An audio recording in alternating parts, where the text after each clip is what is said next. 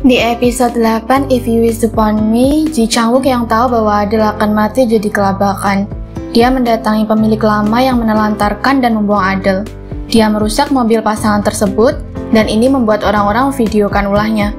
Dari sini dia bisa ditemukan oleh Jang Sok-jun.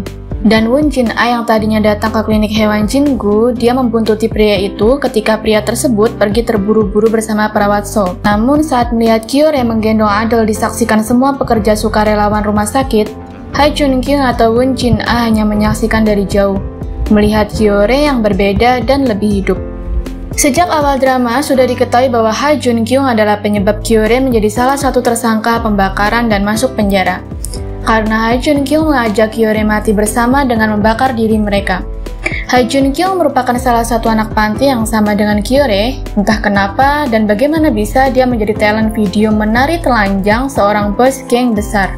Dari situ dia mendapat uang, tetapi dia tidak pernah mendapatkan uangnya dengan layak meski dia yang menari dengan telanjang dan para pria yang menontonnya membayar untuk live streaming tersebut. Sejak dulu dia selalu diberitahu bahwa dirinya cantik oleh banyak orang. Tetapi Kyo-rae yang selalu baik padanya tidak pernah mengatakan hal tersebut. Itulah yang membuat Ha Jun-kyung merasa tertarik pada pria itu. Di sisi lain, melihat Kyo-rae bahagia di tempat baru, Ha Jun-kyung kesal. Padahal Kyo-rae pernah berkata padanya bahwa entah hidup atau mati mereka akan melakukannya bersama.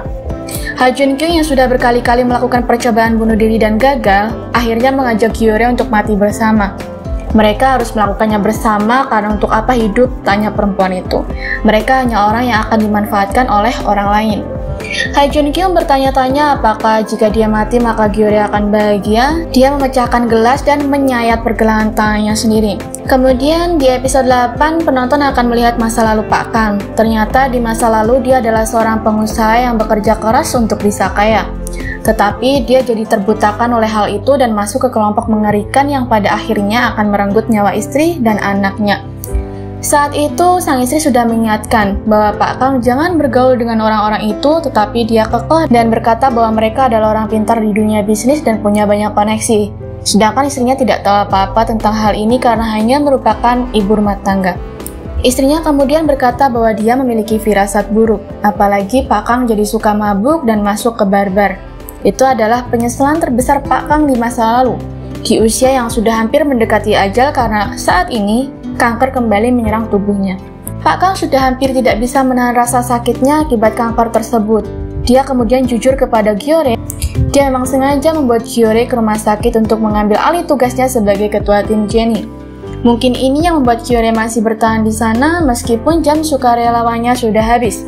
Salah satunya tentu saja karena dia merasa bahagia di sana, mendapatkan rasa hangat yang belum pernah dia dapatkan selama ini, dan tentu saja menyukai perawat So.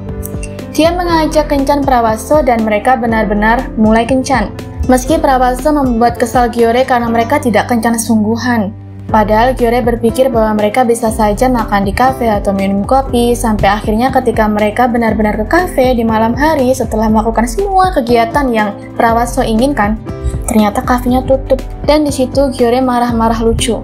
Namun disinilah momen pengungkapan perasaan dimulai. Mereka berdebat siapa yang merayu lebih dulu, dan perawat So mengakuinya. Kyo-rae kemudian mencium perawat So singkat, tetapi kemudian perawat So mencium Kyo-rae dengan intens. Namun sayangnya, momen bahagia ini harus berakhir dengan kedatangan Ha Jun-kyung. Dia mengaku sebagai pacar Kyo-rae dan akhirnya di episode 9 mereka akan pergi bersama dari rumah sakit setelah perawat So berusaha untuk menahannya.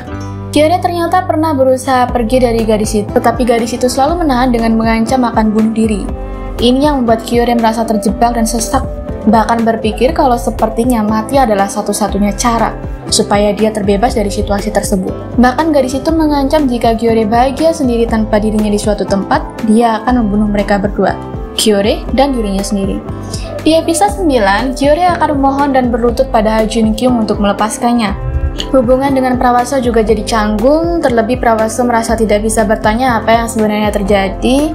Lalu, Kyo-rae akan menuruti Ha Jun-kyung untuk bersama kembali, tetapi dia merasa tidak hidup dan tidak terlihat bahagia. Ha Jun-kyung jadi frustrasi dan mengamuk. Di episode 9, Kyo-rae akan kembali ke tempat yang menyakitkan untuknya. Dan sepertinya hanya tinggal menunggu momen untuk dia bertemu Jang Sok-jun. Dan sepertinya bisa jadi Won Jin A sendirilah yang mengadukan pria itu karena dia kesal melihat Gyeore dengan perawat So. Ini bisa menjadi salah satu kemungkinan jalan Jang Seokjun menemukan Gyeore. Karena Won Jin A sangat kesal, Gyeore tidak bahagia bersamanya. Jadi satu-satunya cara adalah membiarkan Jang Seokjun menemukan Gyeore dan membunuh pria itu sehingga dia juga bisa bunuh diri kemudian. Karena Gyeore kabur dengan uang Boss King dan Jang Seokjun harus menemukan Gyeore atas perintah Boss King tersebut jika bunganya sudah mencapai sekian persen banyaknya dan membunuh pria itu jika tidak bisa melunasinya. Padahal uang tersebut adalah milik Won Jin A dengan menjual tubuhnya di live streaming. Nantikan drama If You Wish Upon Me berikutnya di hari Rabu dan Kamis, dan drama ini dapat ditonton di Viu. Terima kasih sudah mendengarkan Drama Talk sampai akhir. Jangan lupa subscribe supaya kita bisa ngobrolin drama bareng-bareng, dan like jika kalian suka.